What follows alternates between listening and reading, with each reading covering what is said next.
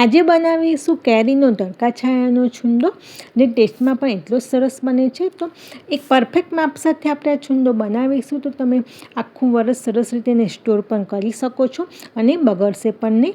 તો અહીંયા મેં 2 જાતના છુંદા બનાવ્યા છે. એક લાલ મરચું પાવડરવાળો છે અને એક લાલ મરચું વગરનો મુરબ્બા ટાઈપનો છુંદો છે. તો આ છુંદો આપણે 4 થી 5 દિવસ તાપમાં મૂકી રાખવાનો હોય છે ને સાંજે લઈ લેવાનો હોય છે. તો આ રીતે બનાવ્યો છે છુંદો. તો ચાલો એની રેસીપી જોઈ લઈશું. કેરીનો છુંદો બનાવવા માટે મેં 2 કેરી લીધી છે, જે વજનમાં 1 કિલો છે. આ રાજાપુરી કેરી છે. તો સૌથી પહેલાં કેરીને સારી રીતે વોશ કરીને આ રીતે એને છોલી લેવાની છે. તો બસ બંને કેરી છોલાઈ જાય એટલે એને છીણી લઈશું. તો આ રીતની એક છીણી લઈ લેવાની છે.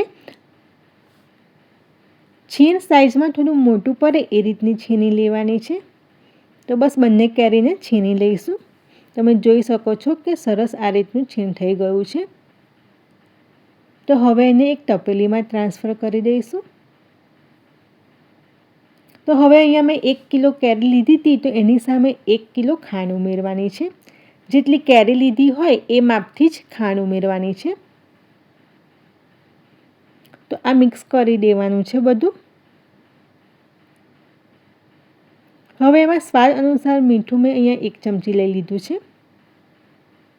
તે પણ મિક્સ કરી દઈશું. ખાંડ એટલી જલ્દી તરત નહીં ઓગળે, તો અડધો કલાક કે કલાક એને આ જ રીતે છોડી દઈશું. પછી ફરીથી એને મિક્સ કરીશું તો ખાંડ સરસ ઓગળી જશે.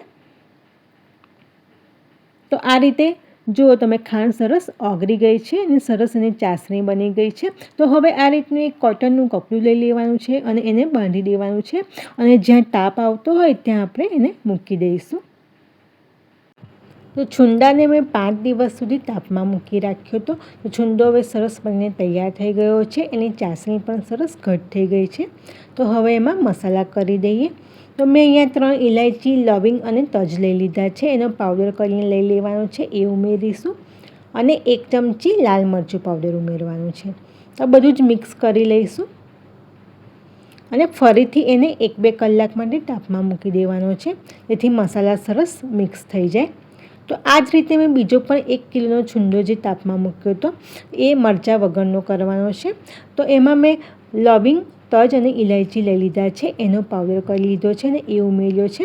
આમાં લાલ મરચું પાવડર નથી ઉમેરતી. તો બસ આને પણ સારી રીતે મિક્સ કરીને ફરીથી 1-2 કલાક માટે તાપમાં મૂકી દઈશું.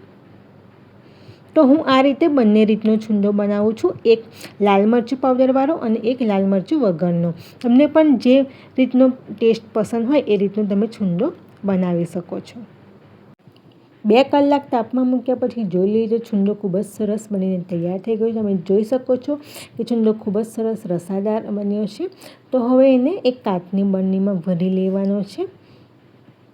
તો છુંદો તમે આ રીતે પરફેક્ટ માપ સાથે અને આ રીતથી કરશો તો છુંદો તમારો ખૂબ જ સરસ ટેસ્ટી પણ બનશે અને તમે એને 1 વર્ષ સુધી સરસ રીતે સ્ટોર પણ કરી શકો છો. છુંદો બગડતો પણ નથી. તો બસ આ રીતે કાચની બરણીમાં ભરીને ઢક્કણ સરસ ફિટ બંધ કરીને તમે એને રાખી શકો છો. તો હવે મરચાં વગરનો જે છુંદો બનાવ્યો છે તે પણ બનીને તૈયાર છે. તો આ છુંદો પણ ખૂબ જ ટેસ્ટી લાગે છે. તો એને પણ એક કાચની બરણીમાં ભરી દઈશું. તો આ રીતે તમે છુંદો બનાવશો તો તમારો છુંદો ખૂબ જ ટેસ્ટી બનશે. રેસીપી ગમે તો ચેનલને લાઈક અને સબસ્ક્રાઈબ કરી લેજો. Thank you.